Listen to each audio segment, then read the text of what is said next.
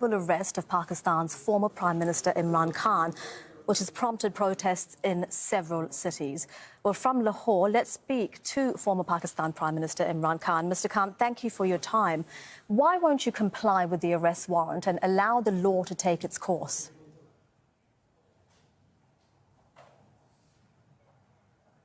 Well, according to the law, I had protective bail till the 18th.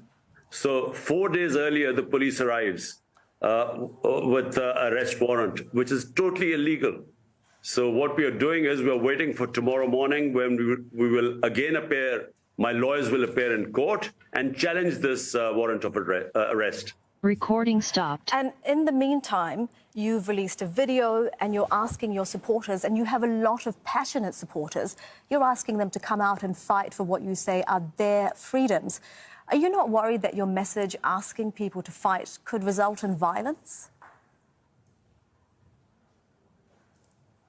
Well, fight for their freedom means fight for their fundamental rights, which means peacefully protesting what you believe, the Constitution and the law of the land, what you gives you the right to protest. Now, all over Europe, you have people, in France, people protesting for pensions. In England, people protesting because of inflation and pay rises. So protest is part of the democratic process. Never in my 26 years of politics have I ever asked my workers ever to be violent. And the arrest warrant, Mr. Khan, that you're facing, it's in relation to a case where the government is accusing you of buying gifts given by foreign dignitaries from the state gift depository, failing to disclose the assets and declarations submitted to the Election Commission. What's your response to this charge that the police are trying to arrest you over?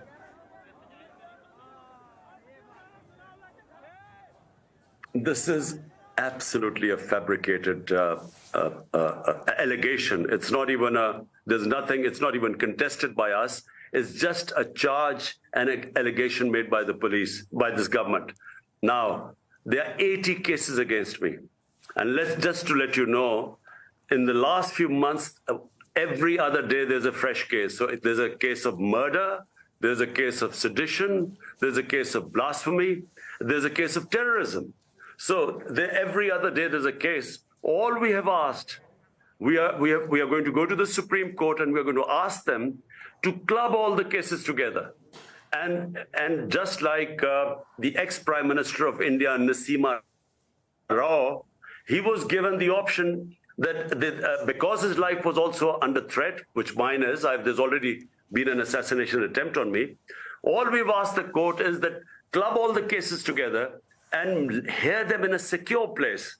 At the moment, when I attended my two court appearances, there was no security. And the government itself says that my life is under threat. So therefore, all we have asked is that in a secure place, either they club the cases there or then do it on video conferencing. Like, for instance, the man who shot me, he's in jail. And because they say his life is under threat, he appears in court on virtually, in other words, through video. So you want the same rights that have been given to him. The government says the Interior Minister is saying they will arrest you by the end of Tuesday. If this happens, what does it mean for your party ahead of provincial elections that are due in April and the national election later this year?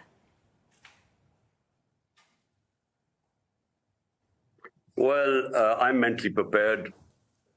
I'm already that they would come and arrest me tonight because there's a huge force outside. I mean, they have not just the police, they've got the Rangers there too, which is the army. And it seems as if Pakistan's biggest terrorist is holed up inside. So, I think they're determined. The reason why they want to arrest me is not because they're worried about rule of law, because the biggest criminals are right now sitting in government. 60% of cabinet is on bail on corruption cases.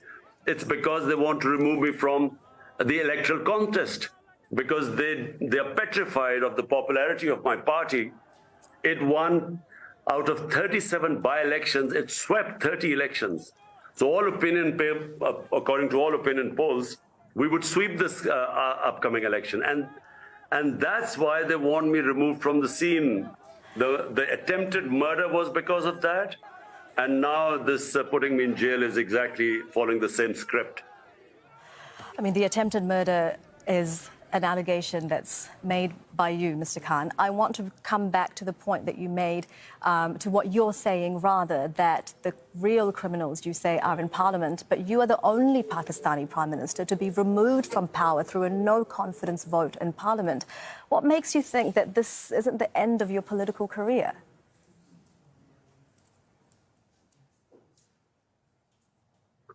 Well, normally when someone is removed from power, it means that they have to be prepared for political wilderness for quite some time. In our past, governments have been removed from power, but always on corruption cases or very poor economic performance coupled with corruption cases.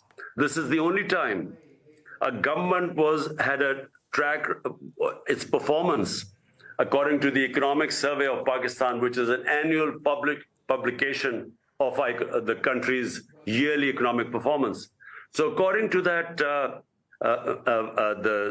the journal that is published every year, we had the best economic performance in the last 17 years, despite 2 years of COVID. So our government was not removed either because of corruption or because of lack of economic performance. It was removed through conspiracy. And that's why there has been such a public backlash. So never has a government been ousted and the popularity has soared. I mean, in Pakistan's history, never has a government the amount of popularity that my party has. And it's because people feel it was unjustifiably removed through conspiracy. And you have alluded, more than alluded, in fact, to US involvement in this conspiracy to remove you from power. Why would the US be involved in this? Well, in the beginning, we thought this was initiated by the U.S., but actually it was initiated by our ex-army chief, who was then the army chief, and he built this campaign against me. And actually, he was the one who hired a lobbyist called Hussain Haqqani, who actually campaigned while I was the prime minister. He was campaigning, telling the Americans I was anti-American.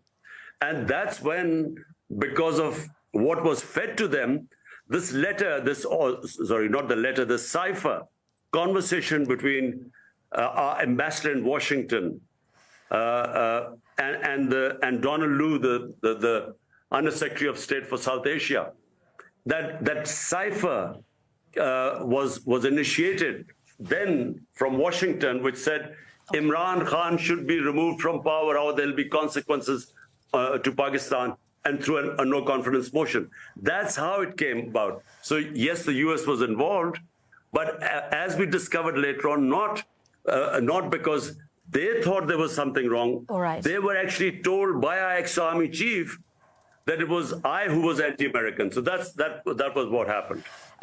Former Prime Minister Pakistan joining us live from his home in Lahore there. We thank you for your time. Thank you.